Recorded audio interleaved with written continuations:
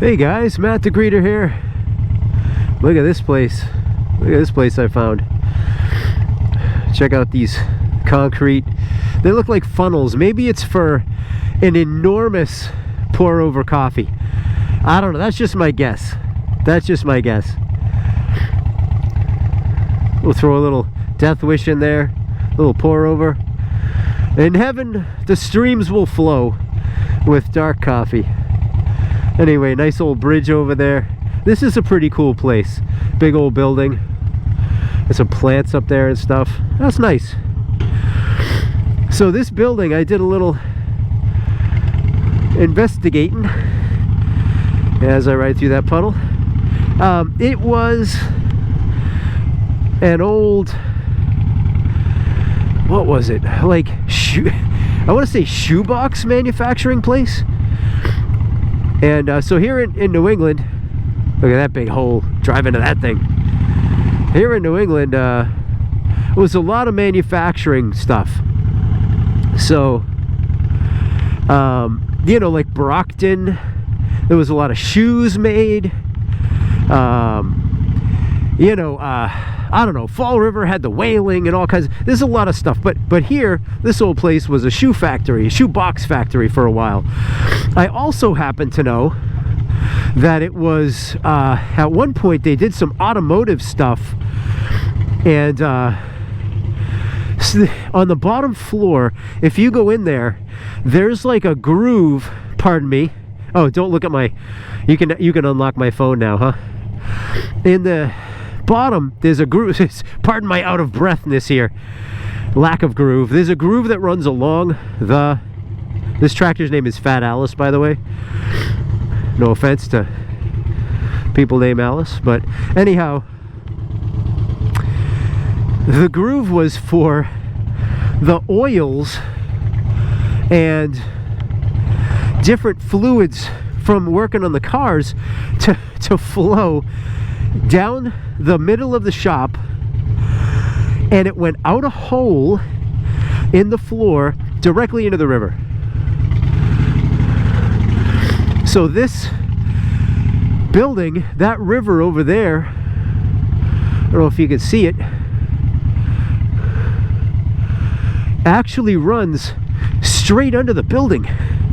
So when you're on the first floor, there's a river running under you. And I guess that whole thing over there, that lake or that pond, is man-made. So right under here, through that hole in the ground, that river flows. Check it out from another angle.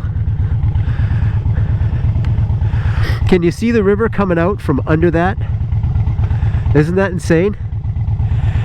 So in the auto shop or whatever was down there, the oil would drip out straight into that river. And you know, in typical American fashion, should I say that? The problem went away. It just went away.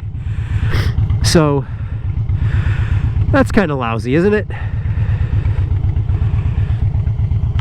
But I think we're like this as young people too. At least I was. You just like hope problems go away. And so as long as a problem goes away, you don't have to worry about it anymore. Then you get older and you get super irritated because other people are now in your position and their problems are just going away. And as an adult, your problems are no longer going away. You're stuck with them. So anyhow, here in typical old New England fashion, I'm going to move along so this customer doesn't get nervous, but in typical fashion, you know, our problems here just sort of move away. Anyhow, I think I'm on the Wi-Fi here, so I might try to boom. All right, try to do a little bit of that action. See what happens. So this is very like I said, kind of like this is what happens. Like old New England stuff that looks quaint sometimes has an oily slick historically over the whole glass of water. So this is why, for example, when I grew up around here, I would not eat fish caught in any of the local ponds. You know what I mean? Let's do this. Because that fish might have been swimming. Waterproof Indy Ridge boots. Might have been swimming through an oil slick. Or you don't know what's at the bottom of ponds around here. They drain stuff. They find shopping carts. Sometimes the occasional automobile. Mysterious skeletal things, you know, deposits of just like just horrible pollution. So anyhow, I think maybe over time, I don't know what's going to happen, but I'm not going to be here long enough on the planet to figure out what's going to happen to all that mess.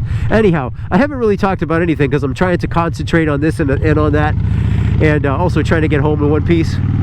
So that's all I wanted to talk about, was like, that's a cool old building. And but everybody's got a history. So before I put anybody on a pedestal, I like to get a little bit of background. And this happens all the time. So you've had a lot of celebrities dying, and the celebrity dies, and the toxicology report comes back, and then the eyewitness accounts come back, and then everybody else starts talking about, oh, you think that person was so good, look at this, look at this, look at this, and you're like, oh gee whiz, I can't believe I was ever a fan, you know, very hypocritically. So anyhow, I don't even know what I'm getting at. I try to be more careful when I'm putting people on pedestals around here, that I'm not not basing my life off other people, I guess. I'm not sure.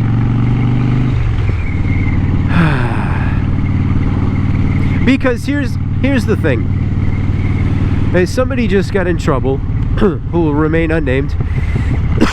Pardon me. But you know who this person is. A very famous podcaster or whatever. White podcaster. Got in trouble for using a word no white podcaster should ever use. Very derogatory, very hurtful term for a white person to use. And I'll leave it at that. And this is a person whom a lot of people revered and quote-unquote followed and this and that. So then we find out that the person used the term 83 times live on podcasts or whatever. That's nutty, right? That's nutty. And some of that stuff goes way back to this person's history. So instead of, but here's how I'm getting a little bit different, maybe in some ways, is that before I would have ended with, can you believe they said that on live blah blah blah, and it would have been very judgmental. This time when I heard it, I thought, what if somebody took a transcript of everything I've ever said or everything I've ever believed and put that out there, not even to the public, but to me. Look at these huge potholes. Whew. What if somebody did that? I would be absolutely mortified, horrified, and I think, am I that same person? Well, I don't think so. I'm not that same person anymore. I'm sure things that I've said in the past would just horrify me to the point where I would delete all my social media accounts. I'd delete, I mean, everything, and I'd hide. And I don't know, maybe that's just me. Maybe I'm the only one that kind of has changed a little bit. But so now that I'm just flapping at the gums, yeah, it's been a while since I've been able to moto vlog here in the Boston area. It's been really lousy in my particular area for riding. So, but it reminded me of a question that was posed, and here's a student driver. The question that was posed by somebody on, they were talking about what do you call those people? Those people who think about life. Oh my goodness, not a psychiatrist, not a, what's up? This way to spoil a drive, just hiding behind a snowbank. You got nothing better to do. Anyway, philosopher, it was like a philosopher who had posed the question. So you set sail in a ship. Over the course of your journey, your voyage, pieces of the ship need to be replaced. And let's just say this is possible for the sake of the argument. So first you're replacing a beam, then you're replacing a thing here, then you're replacing some boards on the deck, then you're replacing, you know, something. And meanwhile, you're sailing along. This is one voyage. You have not landed at a port. When you arrive at your destination and you have replaced every single piece of that ship, do you arrive in that same ship? You set sail in a ship, and one board at a time you've replaced things, and now you arrive. Is it the same ship? Or better yet, when does it stop being the ship you set sail in? Maybe that's an even more thought-provoking question. How many beams do you have to replace before you have to deem it an entirely new ship? And I think about my life's voyage so far, my GoPro battery that's probably about to die from the cold, although it's pretty nice today. My life so far, has enough of my life changed now that someone would consider me a new person? When I look back at some of, like, you know, thank you social media for saving all our posts from a bazillion years ago. When I look back at some of the things I believed and professed and put out there, I think, is that even me?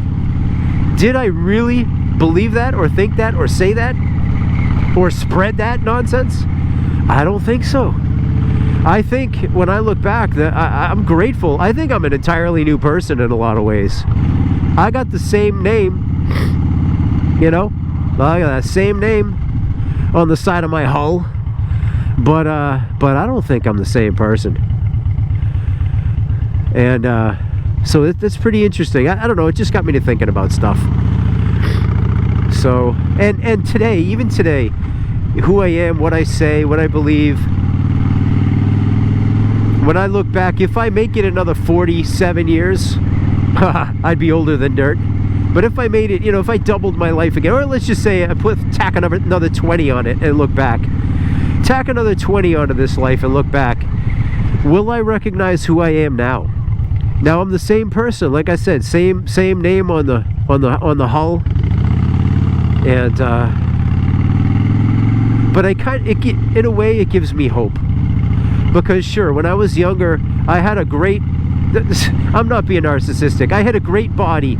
It did anything I asked it to do and more, you know, and I never got sick, almost never. I had appendicitis and chicken pox. That's what I had when I was a kid. That's it, you know what I mean, for illnesses. And like I said, I just didn't get tired like people. It felt like I had this, I was afraid of being less than. So if you worked 8 hours, I'd work 9. If you worked 12 hours, I'd work 13. You know what I mean? Like, but I can't do that at all anymore. I can't believe that I ever could. You know, but there's things I could do today that I couldn't even dream of back then. So it's not a sacrifice, because I didn't have a choice in getting older, getting gray in my beard and all that stuff, bad knees, bad shoulder. No, I didn't have a choice in that. So it's not a sacrifice. It's an evolution. Sacrifice in the physical to get more at the spiritual. Maybe my spirit is much improved. So this gives me hope. 20 years from now, I'm sure my knees are not getting any better, nor is my shoulder, nor is anything else about my physicality. But if my spirit can improve even just a little bit, then that gives me great hope for the future. Great hope for the future. So anyhow, I don't know, did I talk about anything today? I rode through a lot of puddles, the previous video and this one, putting the waterprooficity of my Indy Ridge to the test. And yeah, I'm dry, I'm comfy, I feel good. I don't have to worry about those anymore. But yeah, I don't know, man. if you're struggling, if you feel like you've like hit a rut and you're just not getting any better at anything, you don't turn back. You keep going, because I'll tell you, when you look back, you'll be amazed at how far you've come. And other people will probably point it out to you before you do and draw your attention to. At least that's what's happened to me. Alright guys, I'm Matt the Greeter. I care about you. Thanks for riding along. Appreciate my new subscribers, Black Phoenix Entertainment, you know, Michael Bike, all these awesome people. Really appreciate you guys. Somebody subscribed to me from the Philippines. Like, welcome, dude. I can't pronounce your name. I care about you. I thank you. Alright guys, I'll talk to you soon. Bye.